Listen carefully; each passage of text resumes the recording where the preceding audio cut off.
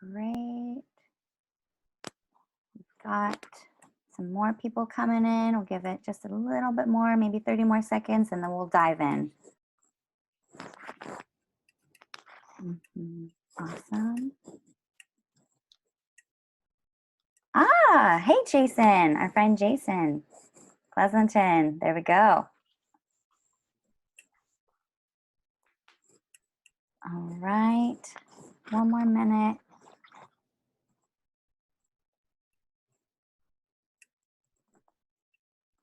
Okay, so I'm going to go ahead and get started as the room continues to fill up. I'll be dropping what I'm saying in the chat too. So if people are joining in and they miss the couple first minutes of what I'm saying, I will share that. So no worries.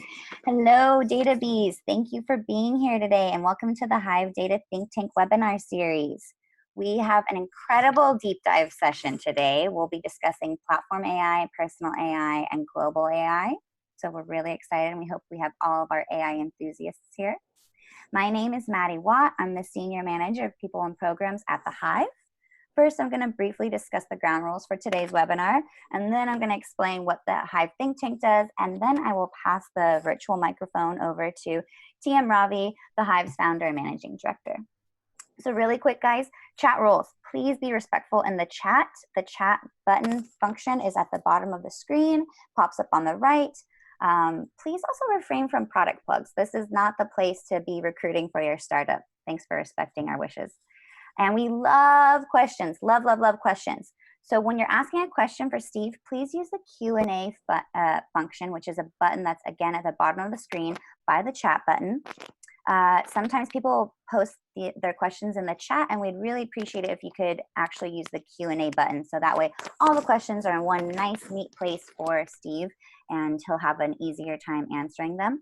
You can also upvote questions. So if you see that an audience member has asked something that you were thinking too, and you really want to see that answered, upvote it, and that will rank it to the top of the list.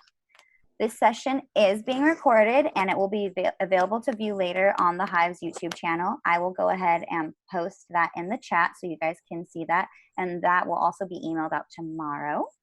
And we love when people follow along on social media. So if you want to follow along or contribute, which is even better, on Twitter or any other social media platform, we're on LinkedIn, we're on Facebook, please use the hashtag HiveData. And if you want to tag us on Twitter or Facebook, our hashtag is our link is at HiveData. Okay, and I will also be posting where to register for Hive Data Think Tanks. But first, I'm going to really quickly talk about what the Hive Think Tank does and then pass it over to Ravi. Ravi, would you mind clicking the next slide for me? Thank you. Hold on 1 second. Perfect. Thanks so much. Okay, great. So the Hive Think Tank, what is it? It is an ecosystem of entrepreneurs, corporations, and thought leaders. We are bringing you virtual events right now. Before the pandemic, we were doing physical events. Obviously, we've had to pivot, which has been great. We have so many of you coming back every week, and we really appreciate it. We love having you. We have people from all over the world, so keep coming back. So we're pushing these out pretty much every week.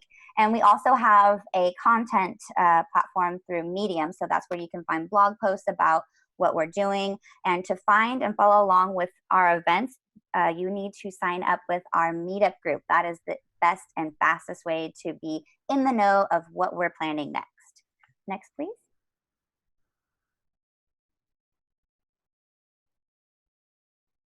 Perfect. Thank you to our sponsors really quickly. These are some of our sponsors. If you want to get involved with our sponsorship program, go ahead and email me. Or if you want to do a webinar with us, go ahead and email me. Next slide, please, Robbie. So I'm just going to tell you about the webinar we have next Thursday. This is API Success. This is Nelson Petrick's latest book on APIs, and our own TM Ravi is going to be on the panel. We have an awesome lineup there. So we really hope you guys can join us. It's going to be next week, and I will drop the link for that. At the end of July, we have rescheduled this webinar on data privacy and contact tracing with COVID. And this is something that we originally had for June 5th. We had to push it out at the last minute. So we're back up, we're back online, and I will also drop you that link so you can sign up for that event. All right, and without further ado, Ravi, thanks so much.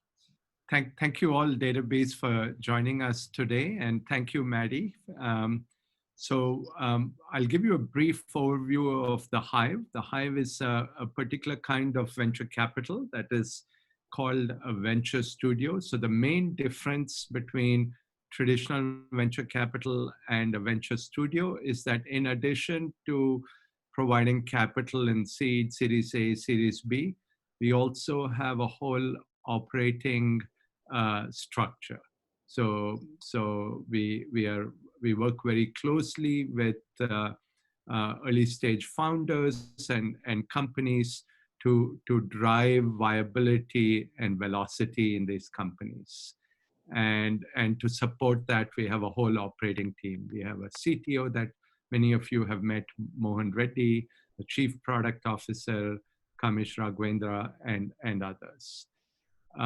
Our focus is on the topic of today is on AI, and in particular, the applications and use cases of AI in the enterprise. When we started doing this in 2012, people thought it was kind of exotic for us to be focused on such a narrow area. Today, it has become very mainstream. And so you'll see, even in this crisis, those companies that are kind of have embraced or further down the journey of digital transformation have generally been more resilient, are recovering faster, and will have longer term sustainable growth. So we think a lot about a new generation of enterprise applications, automating and optimizing business processes and workflows, around digital risk, which is security, privacy, GRC, and some aspects of insurance. The broad area of digital transformation of Industry 4.0 and all the different sectors that come in. Ambient intelligence, little more of a horizontal, which is all things edge. And so we have some high profile companies in that space. I'll name one of them, Fogon. But the emergence of 5G, and especially in the enterprise, is going to drive a lot of edge use cases. And most recently, we have started looking at life sciences and healthcare. These are some of our portfolio companies. We've had a bunch of early successes and exits, including the IP of Pinterest last year. So if you are an entrepreneur or you're looking for a job, please reach out to Matty or myself. These days in our portfolio of ideas, we're thinking a lot about next generation MRP systems to provide resilient supply chains, around remote field services, how collaboration with audio, video, AR can improve productivity and scale field services. Healthy spaces, healthy buildings is a project we're looking at, which takes advantage of old style devices like HVACs and new generation kind of sensors, and so on and so forth. So please reach out to us if you're interested. If you're going to be on Twitter today, please use the hashtag HiveData. And with that, I'd like to introduce our good friend, Steve Omohundro.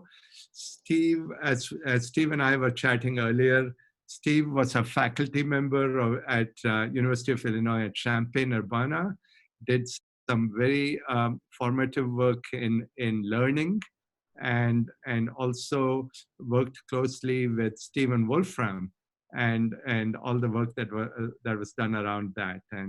And I happen to have been born in Champaign-Urbana a long time back. Steve, in his career, also worked with Danny Hillis and gang at Thinking Machine Corporation, building the connection machine. And Steve was the author of Star Lisp that many of you probably know. And so while he was doing that, we were going down a different path, which was around functional programming and data flow systems. And as Steve and I were saying, ultimately, neither the data flow machines or a connection machine like highly distributed architecture win. Just what we called CISC machines, kind of championed by Dave Cook and others, continue to become better and better and better. And then you had kind of risk machines come and so forth. So that kind of trend shifted in a different way. Steve has done a number of amazing things, including he's authored this book, Geometric Perturbation Theory in Physics.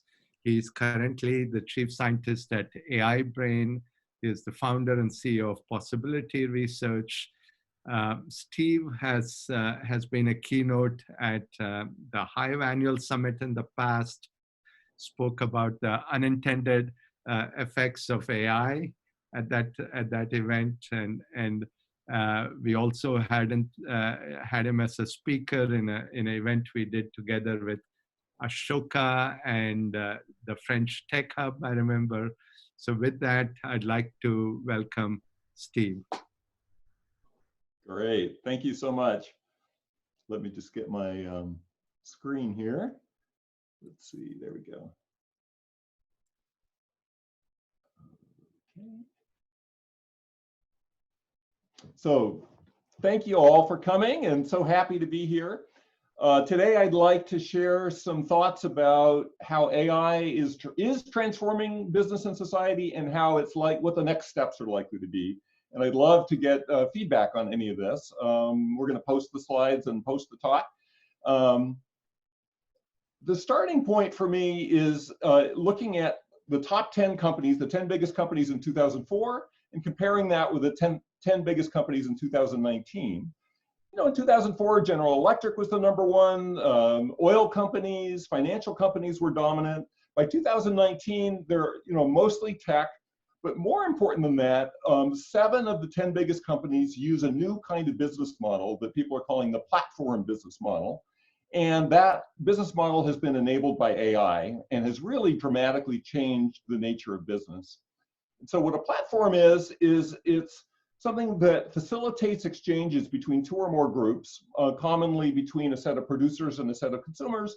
And, think of Uber, which hooks up, Uber drivers with Uber, people that want to be driven, and then takes a cut of those transactions. And it dramatically changes the nature of the firm. 7 out of 10 of the world's most valuable companies are platforms: Amazon, Apple, Google, Microsoft, Facebook, Alibaba, and Tencent. 60% of the billion-dollar unicorn startups are platforms, and over $3 trillion of firm value is in platforms right now. Many of the IPOs and acquisitions are platforms. So really dramatic impact on the financial world, at least. I like these little quotes: that Uber is the world's largest taxi company and it owns no vehicles. Airbnb is the largest accommodation provider and owns no real estate. Facebook is the most popular media provider and creates no content. Instagram is the most valuable photo company and it sells no cameras. Netflix is the fastest growing television network and it lays no cables. Alibaba is the most valuable retailer and has no inventory. So really shows the dramatic change in thinking that these companies exhibit. And AI is really fundamental to the way they work. I made this diagram with just all the places that AI shows up. Primarily, it's in connecting producers and consumers, so consumers can find appropriate producers for them. Think about a rider finding the driver that's appropriate for the ride they want to take. It does various kinds of analytics, of pricing, of managing reputation, of protecting against malicious producers or malicious consumers. So lots and lots of places that AI shows up. But really the really most powerful thing is in recommender systems. And in fact, recommender systems, I would say, is the most valuable form of AI today, fundamental to the operations of Facebook, Netflix, Amazon, Google, etc. They use a huge amount of compute power, but they generate enormous amounts of value. It's been estimated that 35% of Amazon purchases come from their recommender system, and that $1 billion a year of Netflix revenue is due to their recommender system. They were only invented in 1990, and various variants of them have been created. Right now, deep learning AI systems are sort of revolutionizing the recommender world, and that's going to be using a lot more compute power, and it's driving a lot of interest in computation for AI. Probably the most extreme example of the power of recommender engines is TikTok. The parent company to to TikTok, which is called ByteDance, is the largest startup in the world right now, and it was recently valued at $140 billion. And TikTok is driven by three simple forms of AI: an AI that lip syncs, video to music, some simple AI video effects, and most importantly, they have a recommender engine which tracks, your interest in videos based on how long you watch them, how you swipe them, and all that kind of thing. And it tends to show you lots of things that you like. People get addicted to it. They love TikTok. They create lots of TikTok videos, and that network has just exploded, primarily due to the effects of this simple AI. So it shows really the power of today's simple AI in generating very, very rapid growth in businesses. So platform AI has fundamentally changed commerce, advertising, entertainment, and global perceptions. We can understand that. It turns out the economic analysis of these platform companies really only started in 2003. It was a paper by Jean Tirole, for which he got the Nobel Prize in 2014. And there's a lot of paradoxes in these companies. In particular, the value of the network is due to the presence of the other participants in the network. And so in particular, one side may be charged zero or negative prices because they add value to the other side. For example, a Visa card may give you cash back on your purchases because you're using the Visa card is valuable to them on the other side. Or Google provides free search, free email, free services, all kinds, because you as the Google user is valuable to them for their advertising side. Getting a platform going is tricky. And so oftentimes they start out as ordinary linear businesses, such as Amazon selling books initially, but then they open it up to their competitors and they add their competitors as additional producers, which is a very strange move from a traditional way of thinking about businesses. And yet that enables the magic of the platform to grow. They often have a winner-take-all dynamics where one player will be, get much, much larger than the others. Sometimes there'll be two players like Uber and Lyft. They lead to kind of the inversion of the firm. So many of the functions which are typically inside of a firm, like human resources, marketing, innovation, finance, logistics, in platforms are often pushed outside the firm to third parties. And the extreme of that was Instagram, that Facebook bought for $1 billion after Instagram was only 2 years old and had only 13 employees, which seemed very, very strange at the time. And yet in retrospect, people have called that the most brilliant tech acquisition ever made in history. So to understand what's happening and why this very simple AI is dramatically changing the nature of the firm, there's something called Coase's theorem, which is very helpful, I think, in thinking about it. Coase was an economist back in the 1940s, and economists at the time were showing the amazing power of free markets to create efficiency and to help all the participants in a free market. And Coase had the question, well, if free markets are so great, why don't firms organize their internals as free markets? Instead, most companies have strict hierarchies with a management structure, and managers tell employees what to do, and they don't have contracting internally. So why is that if free markets are so good? And Coase's solution was that if information and contracting is cheap enough, then free markets is the way to go. If information and contracting is expensive, then it's better to have other kinds of structure. And that for most of what goes on inside large companies, the contracting, you do this here, would be too expensive in today's world to negotiate. And so they create the typical firm structure. But AI enables both finding information and forming contracts to become much, much cheaper. And so that will probably dramatically change the nature and structure of organizations to be more like free markets. And I think you can look at the growth of these platform companies as that process in action, where, in a traditional company would have been operations, taxi drivers inside a taxi company suddenly become third-party providers for an Uber. And there are many advantages for all the participants in this. Societal resources get better used. Think about Airbnb. All these people had extra bedrooms that they weren't using. With Airbnb, suddenly those can be used by people that can use them. Consumer needs are typically better met because there's sort of the long tail phenomenon. With Amazon, if you're interested in a rare or exotic book, it's probably somewhere available by a third party on Amazon and you can find it. More producers are enabled. Lots of people can be Uber drivers in their spare time, whereas they would probably not join a taxi company as an employee. It creates sustainable outsized profits for the platform because platform companies are very, very difficult to compete with because they're two-sided or more-sided markets. Somebody that's trying to copy their model has to sort of get both the producers and the consumers, and that's very challenging. So these platforms are very sustainable as businesses, and they tend to have a winner-take-all dynamics. For example, if you look at the growth of Alibaba in China, it's really quite dramatic. And so these companies are creating both business value and social value. On the other hand, they have tremendous power, certainly over their competitors, but also over their producers and over their consumers. And that has enabled them to extract outsized value from the supply chains that create whatever value they're creating. And in some cases, that sort of creates resentment and pushback from other participants. The power over the producers, for instance, Uber has been squeezing their drivers, taking a bigger and bigger share of the profits. The drivers, of course, don't stand still. They're fighting back. They're organizing on social media, and they're pushing, oftentimes they'll push things into surge pricing, which is higher, where the drivers get a larger percentage. So that's one example of sort of the battle there. Amazon checks out, and they look at all of their third-party sellers. What's working? Where are the most profitable products? And then they make their own version, their own branded, Amazon-branded version, and sell that, and they duplicate it. Similarly, Netflix keeps track of what shows and what elements in those shows are doing really well. And when they create their own shows, their own Netflix-branded shows, they do it based on that information. Over consumers, because consumers want to be on the dominant platforms, those platforms now have some power over those consumers, which enables them to push maybe more advertising than consumers would normally like, maybe more manipulative advertising. It can show them more clickbaity headlines. It can use that consumer's data in a way that maybe the consumer doesn't like.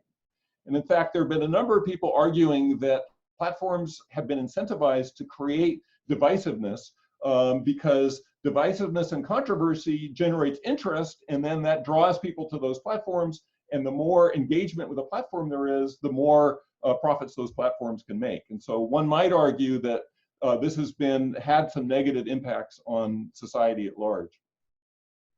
So if simple platform AI was able to do all of that transformation, both on the business side and the social side, what's going to happen as advanced AI starts coming in? So to answer that and to think about it, I think it's helpful to step back a little bit and see where AI is and where it's going. I would say that AI is really being driven in large part, as Ravi was talking about, what machines have been powerful. Well, Moore's law has held for the past, 50 years at least, which says that the number of transistors in a CPU has been growing at 60% per year for forever. People called the end of Moore's law for the last decade, but it still seems to be going strong. And on the flip side is Nielsen's law, which talks about the growth of the internet, and the internet bandwidth per person grows at 50% per year, and that's been holding for the last, since the internet started about 40 years ago. And so both of those have really been a boon to AI because all that extra compute power enables different kinds of AI algorithms, and all that bandwidth has created tons and tons of data for training AI algorithms. Recently, longtime AI researcher Rich Sutton wrote a very influential essay called The Bitter Lesson.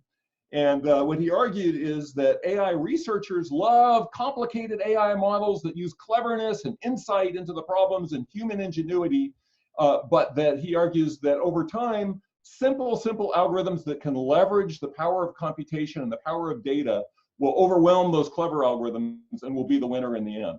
And so there are a bunch of examples of that. For example, in the 90s, IBM's Deep Blue chess player finally beat the world chess champion. There were a lot of people working on clever chess algorithms that used knowledge about chess, but a pretty brute force, depth first search into the chess tree beat all of those. Similarly, in the 90s, a lot of the natural language AI they had teams of linguists that were, building the best grammars and the best semantics, and all of those were beat by very simple statistical models once there was enough data and enough compute to handle those. Even things like n-grams, the simplest model you can imagine, did actually quite well back in those days.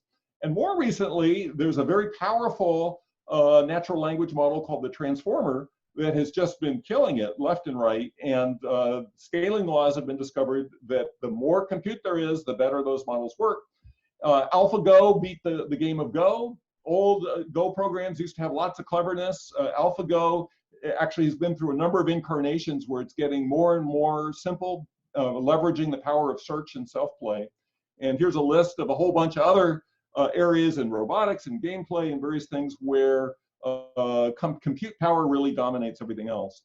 The most extreme version of that was just released a few weeks ago. It's OpenAI's GPT-3 language model. It's the largest language model in history, 175 billion weights, 100 times bigger than their previous GPT-2. It's trained on the very simplest criteria you can imagine. It just takes internet text and it tries to predict the next token and train the model to do that.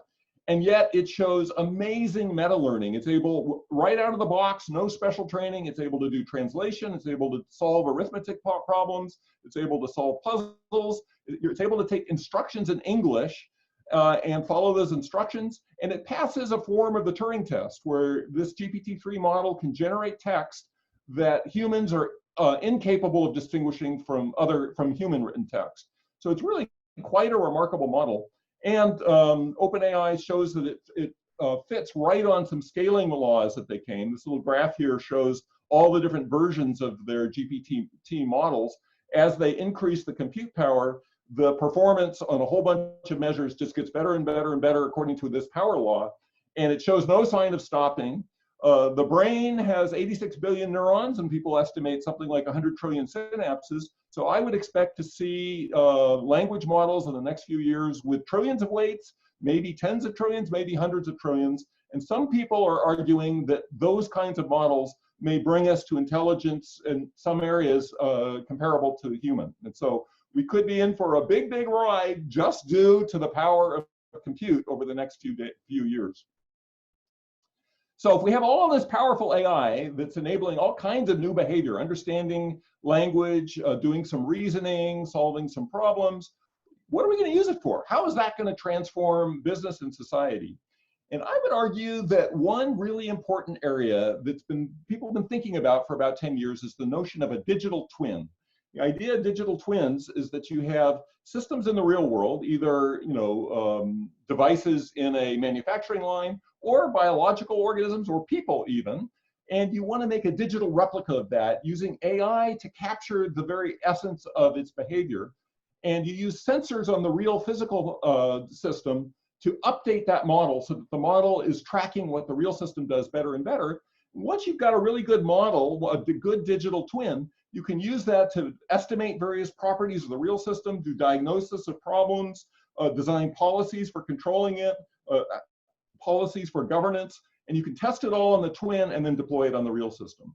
And if you want to integrate a bunch of systems that have digital twins, you can do that in simulation using Monte Carlo first, see what the interactions are, see what the game theory is, see what kinds of contracts those systems can have with one another, and then apply that in the real world. So it's a very, very powerful paradigm that I think will be of increasing and growing importance. And I think the very most important digital twin will be an AI agent, which I'm calling personal AI, for each person in the world, which knows that person's values, beliefs, and goals, and acts as a trusted agent, getting the agent so that it's trusted, so that the person really believes it has their interests at heart. That's the challenge. There's lots of technical issues, but I think it's going to happen, and I think there will be enormous value to the individual and an enormous value to society from these personal AIs. The idea would be that it would continually update itself based on what the owner of this personal AI does, and become a better and better model. It would serve to filter ads, news, and other content for the owner, so that the owners only sees things that's of value to them. It would act as the owner's proxy in negotiating contracts with other agents, and it will continually search for new opportunities for the owner, for things that the owner wants to buy, for content that the owner wants to consume, and it will communicate the owner's wishes to larger groups. And I think all of those functions will dramatically change the very nature of society and the nature of business in coming years. So just to give an example of some of the contracts that your personal AI might negotiate for you, the simplest kind of contract is just purchasing something with money. So certainly you would want that. Maybe agreeing that the owner will watch an ad in exchange for watching a free video. That's the kind of thing we do today, but the person doesn't have much choice over what ad they see or what the terms of that agreement are. Your smart AI can actually do negotiation for that. Making a purchase with more complicated rules, for example, having insurance, shipping, return policy. Making an agreement over time that has constraints on component sourcing. Maybe you care about, that no animals were harmed in the creation of this, or that it be using healthy ingredients, or that it not harm the environment. All of those constraints can be known by your personal AI and could be part of the negotiation. Rights to use images, music, video clips in exchange for product placement. Free training with a certification in return for a percentage of an increase in profits due to that training, which perhaps, there's mechanisms to do that. So much more complicated, personalized kinds of interaction will be possible with this type of system, and that can change the very nature of economic transactions. And so I think it's interesting to look at the various areas of business and see what impact personal AIs would have on that. So the first area to think about is, how would personal AI change marketing? In particular, typically most people probably will use their personal AI to filter out spam, manipulative ads, or exploitive ads. That then shifts the incentives for the advertiser to not produce those kinds of ads. So it pushes the nature of advertising in a much more positive direction. The personal AI can negotiate value for a user in return for that user's attention to an ad. And so that would allow the user to grab some of the value of that advertising, as opposed to a platform taking all of it. It can learn from the owner's responses to advertising and marketing and see what they really like, what they don't like. It can take ownership of user info and choose exactly what to communicate to the marketer. The user wants to send some information to the marketer so that it gets ads which are relevant to them, but maybe other information it doesn't want to send. And so having your own personal AI can manage that negotiation. Advertisers then start creating content that's of greater and greater value to users, and it's really a win-win outcome.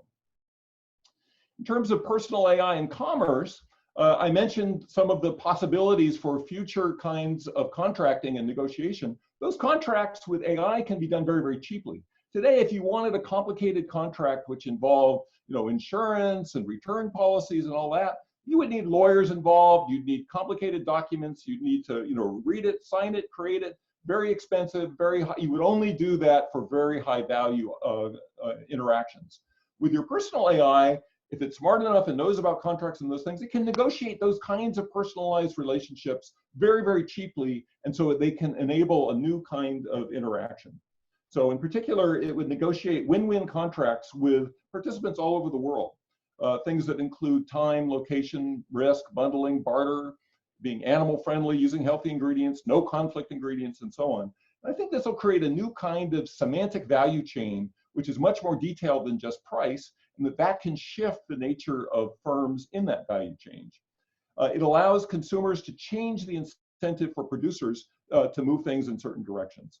Ordinary commerce will become kind of financialized in terms of mechanisms for shifting risk and benefits in complex ways. Think about options and that kind of contract, and that will hopefully create new benefits. Similar kinds of things happen in terms of news. Personal AIs will filter news according to the preferences of the user of that personal AI, rather than outsourcing that function to platforms. That means it's your own values that you use to decide what you want to see and what you don't want to see. You can use recommendations from organizations that you trust, for example, something like the Sierra Club. You can filter and translate clickbait into non-clickbait headlines, and you change the incentives of news creators to create content which is actually of value to you.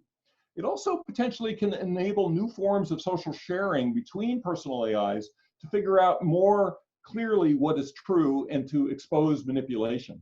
In particular, with more powerful AIs, we're also facing a world of fake news, of fake text, as GPT-3 can generate. fake images, fake video, fake audio.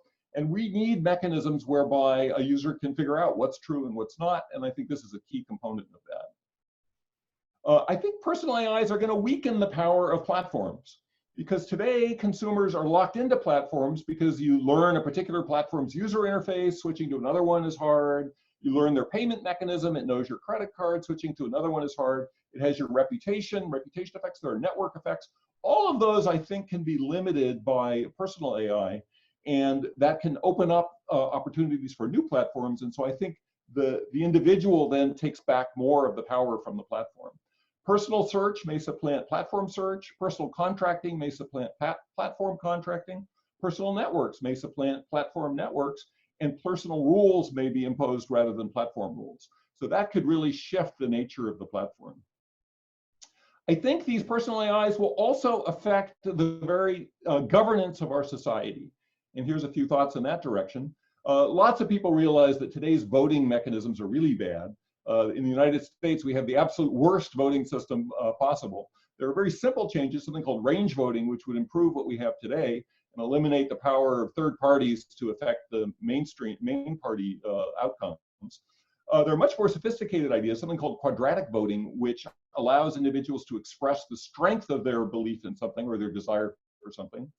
I think there should be something I'm calling semantic voting, which is the full range of your desires for your society should be expressible. If you like education in your community, you should be able to say exactly what kind of education you want, what it should look like, and that should be aggregated. The detailed insights and beliefs of every citizen in an area should be aggregated by a kind of societal AI to help governors make much better decisions.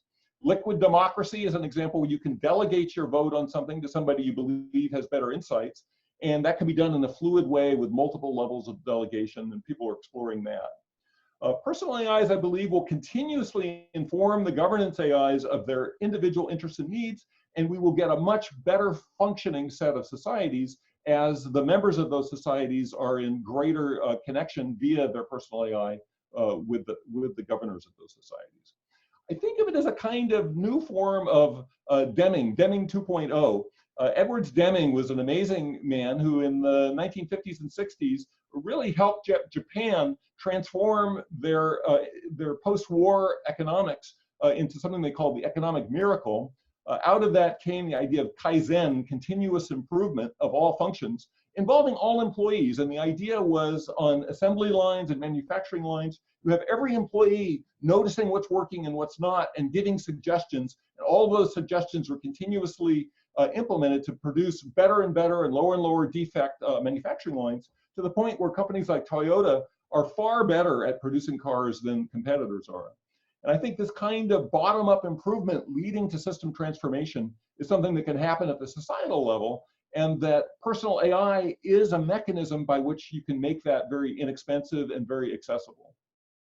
And so I think the global response to crises can be informed by this network of personal AIs, responses to things like fires, earthquakes, floods, pandemics, financial crashes. Knowing exactly what's going on with every citizen can enable the response to be much more adaptive and successful than the current responses.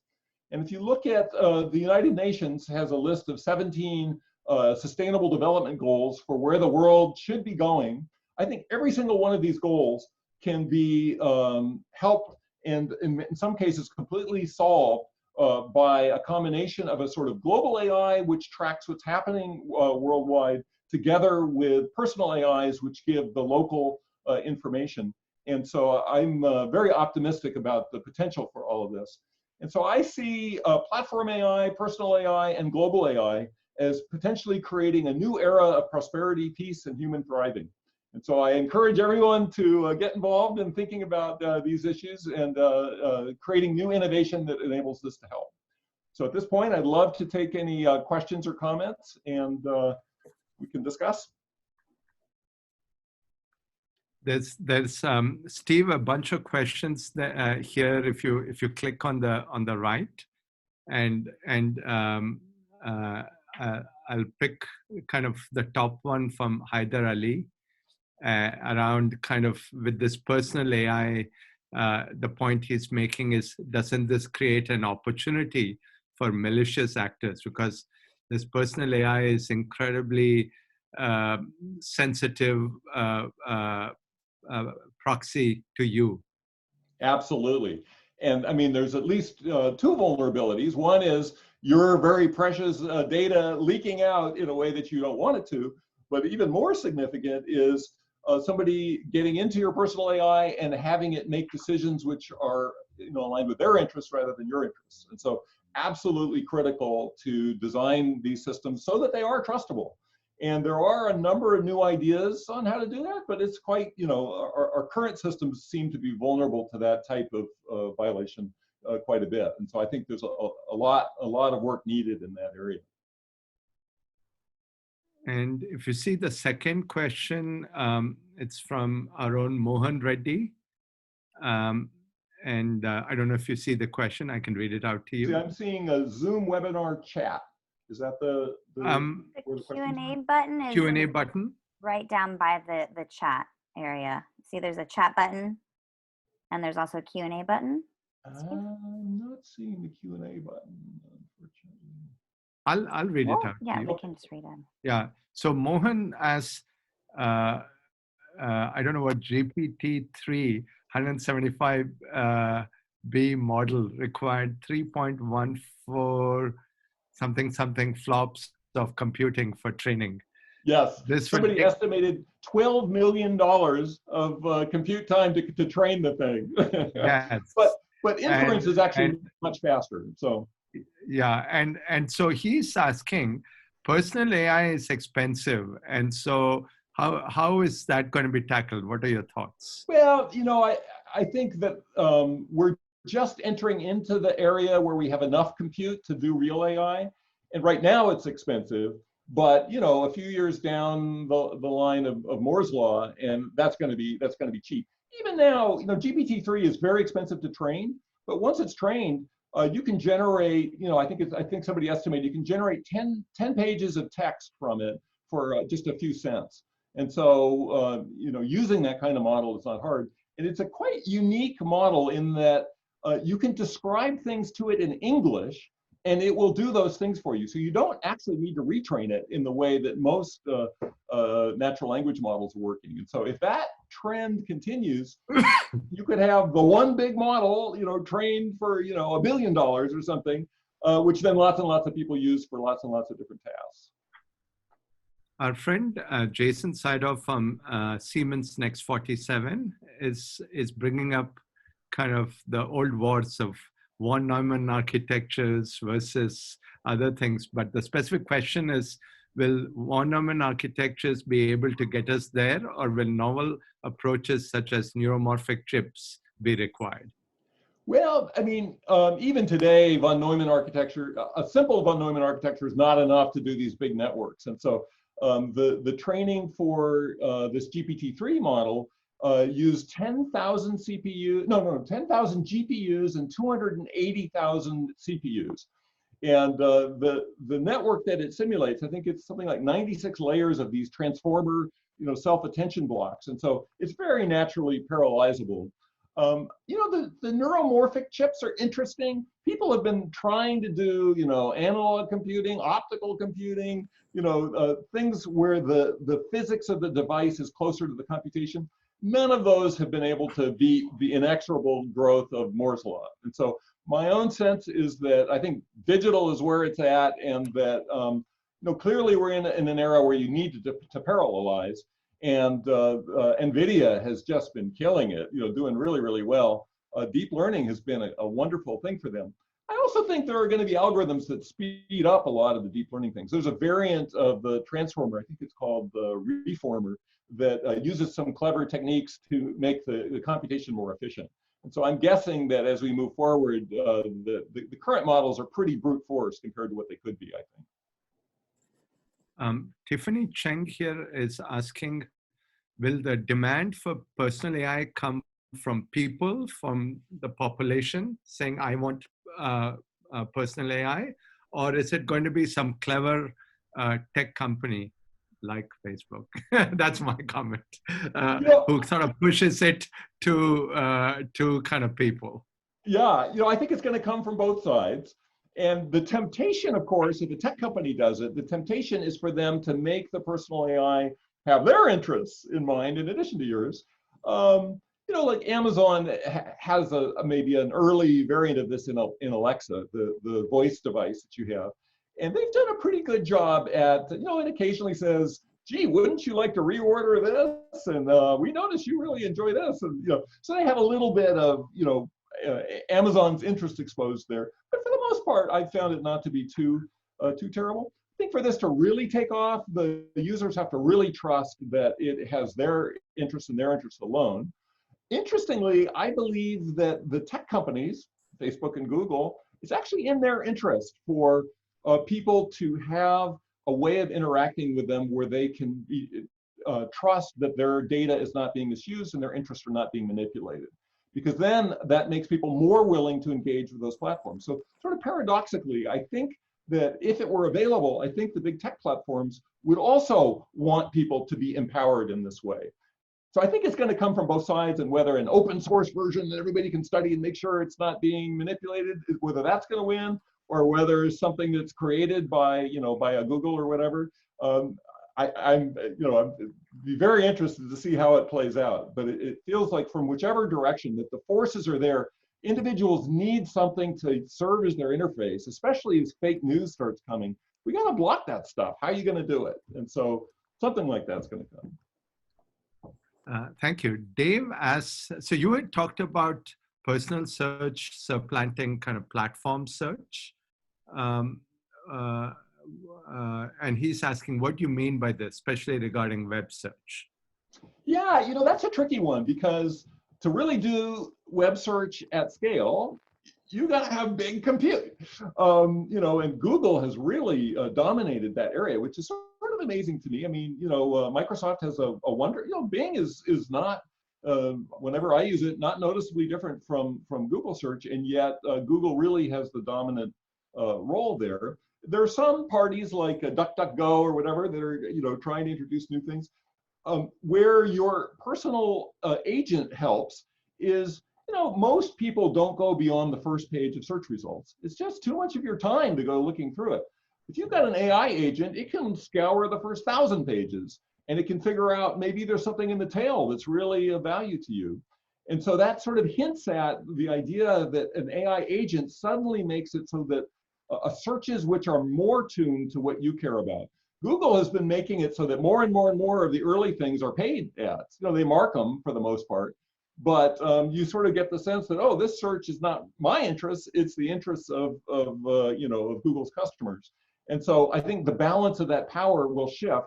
How exactly that happens, whether it's a new third-party search engines which only serve to provide input to AIs, whether that personal AIs, whether that's the model, or whether the Googles of the world sort of have a new interface for interacting with AIs, which sort of guide it in other ways. It's not clear to me how it's going to play out, but I think the need is there, that lots of people are not finding what they really need, or the best, say, product for if they're trying to make a purchase. They don't necessarily find it with today's search techniques.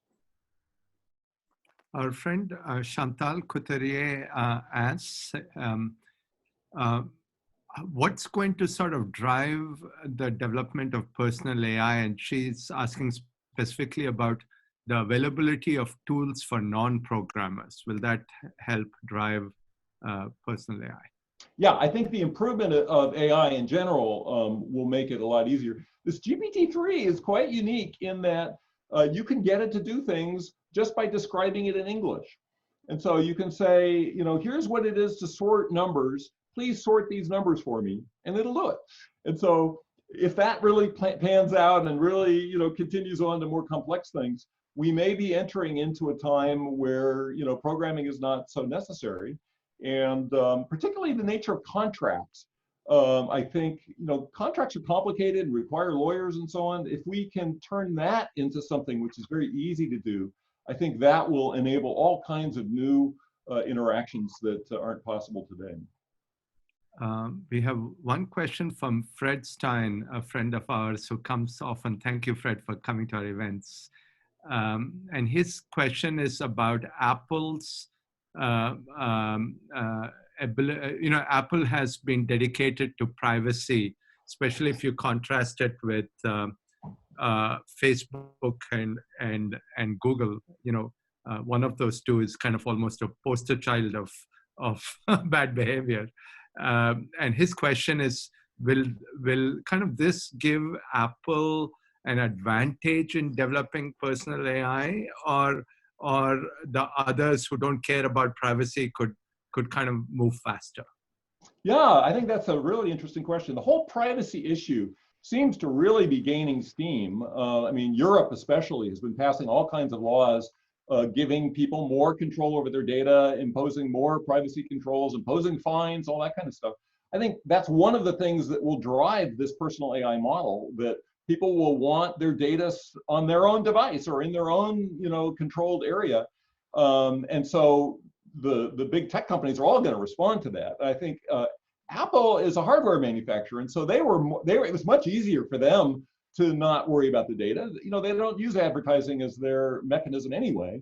And so it was a great marketing move for Apple, and I think it has helped them. I think there are a lot of people that use Apple because they care about privacy. But I think those forces are still going to, are going to affect everybody. And I don't know how it's going to play out. That's a good question. I'll ask one question. There are other questions, but I'll ask one from my side, which is around health and personal health. How do you see this platform AI helping with our personal health? How do you see that journey going? Well, I think the health data has been especially, people really, really sensitive about that. And even in the US, we have all the HIPAA rules and all of that. And so on the one hand, that's great. Your health data is protected. On the other hand, it's pretty annoying. If you try and go to a different health provider, they can't get access to your data. And when you look stuff up, it's hard to find anything. And so having a trusted agent that you really, you view as you and yours, such as a personal AI, all your health data could be there. And so you could take ownership of it rather than it being owned by some health provider. And, I think that would be, I think many consumers would really like that. Especially if you really had high confidence that that data was not going to be, exposed in ways that you didn't want it to be. There's lots of questions, by the way. Steve, you are provoking some discussion. So I'm going to go to Adam. Adam's question, and Adam is really kind of asking, large platforms like Facebook and Twitter, don't really have the incentives to weed out fake news, fake users, and so forth. How do you address the problem of this disincentives in trying to do the right thing? And this kind of goes to also the earlier comment you made, which I think, at least I for one wouldn't agree, that it's very much in Facebook and Google's interest to do things in a privacy preserving way. Yeah, I mean, the fake news thing is interesting because, hey, some of the fake news is really interesting, right? I mean, fake headlines, are shocking, and they get a lot of clicks and retweets and all this. And so the thing that's good for these platforms about that kind of fake news is that it generates viral storms. And then you get another viral storm of, oh, that's not real, that's bad, that's fake. So it generates a lot of activity and interest. On the other hand, it makes people feel bad. And ultimately, these platforms, they really want people to, enjoy being on those platforms so that they spend more time. And so then advertising, whatever other monetization they have, happens better. And so as long as their competitors aren't, using fake news, I think they all would prefer a world in which, the fake news goes away. Part of the challenge today is, who says what's fake? And so there's all these organizations that claim to be, I know what's true, I know what's not. And then, there's a temptation to turn that into, one political party says the other political party's, statements are fake. And so I would say, to the extent that we can turn all of that over to the user, that the user can say, hey, I'm, an environmentalist, I want to hear things from the perspective of environmentalism. that's a better alternative than having the platform decide, we only want to show you environmentally friendly news or something like that. And so I would say empowering the individual is good, and that will actually be good for the platforms too, because people will be happier going there. How did we ever get to a point where there was truth and alternate truths? Exactly. And it's going to get a lot worse, because GPT-3 can generate realistic sounding articles that say anything, and it can crank out millions of them a day. And so I expect all the Twitters of the world to be flooded with fake stuff that is indistinguishable from real stuff. And so something is going to have to dramatically happen once that begins. We have two questions. One is philosophical, and the last one is rhetorical. Dave asks, and this is about the future of AI.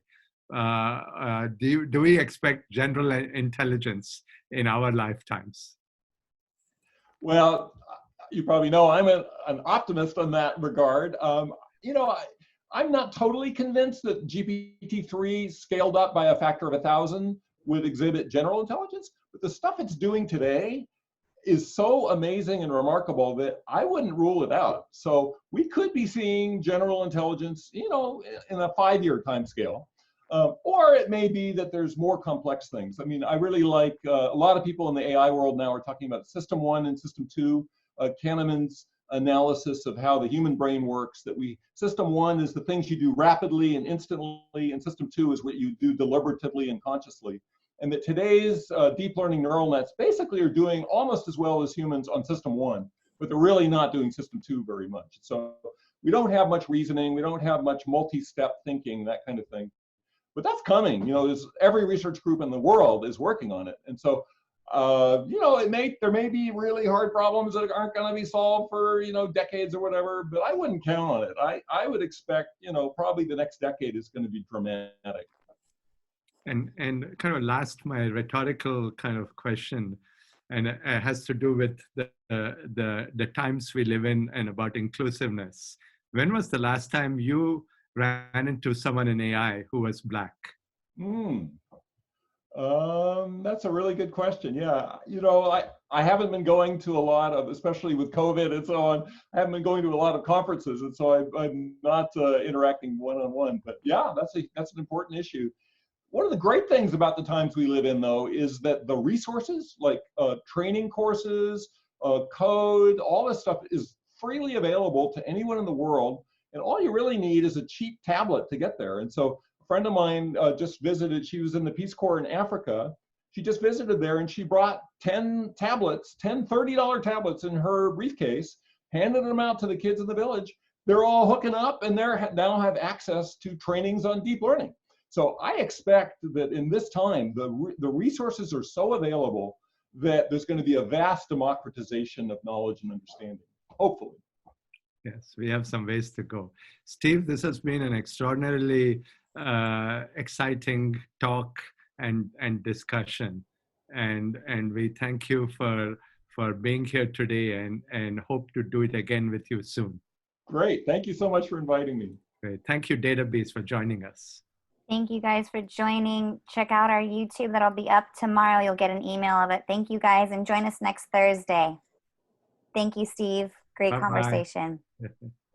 Bye-bye.